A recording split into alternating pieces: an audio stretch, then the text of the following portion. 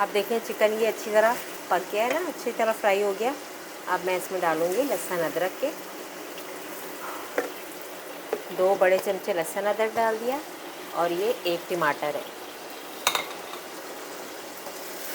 बस इसको अब ज़रा अच्छी तरह मैं भूनूँगी, फिर मसाले डालूँगी। मसालों में भी बस 1 चम्मच धनिया है पिसा हुआ, आधा चम्मच हल्दी है, ये मसाले रखे हुए, और नमक है 1 चम्मच, 1.5 चम्मच सुरख मिर्च है, और ये है चिकन पाउडर। ये भी अभी डाल के इसको अच्छी तरह मैं भूनूँगी। फिर इसमें मैं डालूँगी अरबी और आलू। तो अच्छा बहुत मज़ेदार ये शोरबा बन जाता है, खाया जाता है। अब मैं ये डाल दूँगी मसाले।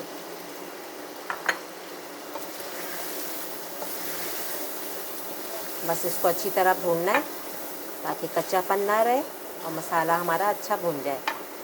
थोड़ा सा मैं इसमें डाल दूँगी अभी पानी, ताकि मसाला जले ना। इसी प्लेट में मैं डाल रही हूँ पानी।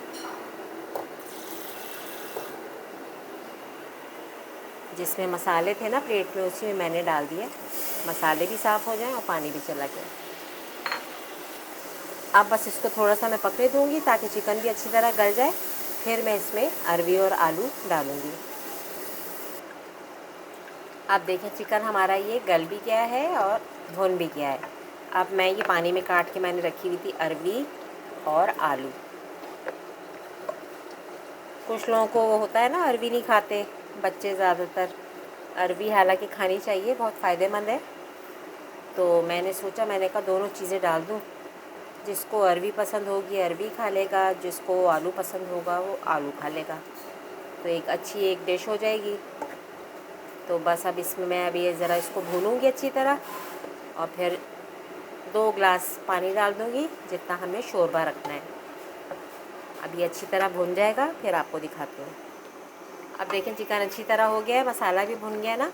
अब मैं इसमें इतना पानी डालूँगी कि शोरबा हो जाए और ये तंदूर की रोटी के साथ अच्छा लगेगा।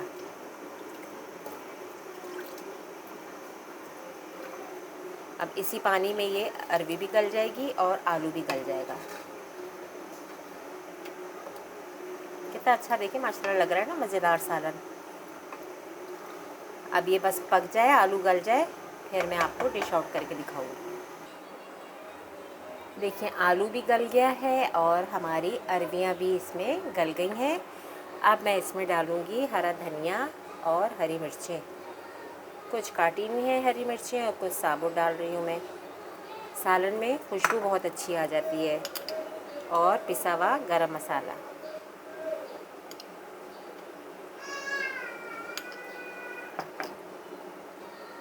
बस अब इसको मैं डिश आउट करके आपको दिखाती हूँ। चिकन और अरबी का सालन हमारा तैयार हो गया है। आप इसे तंदूर की रोटी के साथ खाएं, इंशाल्लाह गारंटी है कि आपको बहुत मज़ा आएगा। जैसे आलू गोश्त के साथ मज़ा आता है ना, वैसे ही इसके साथ तंदूर की रोटी का मज़ा आ जाता है। उम्मीद है आपको ये रेसिपी अच्छी लगी होगी। लाइक और सब्सक्राइब कीजिएगा, बेल आइकन के बटन को भी प्रेस कीजिएगा। मुझे दुआओं में याद रखिएगा। इजाज़त दीजिए, अल्लाह हाफ़िज़।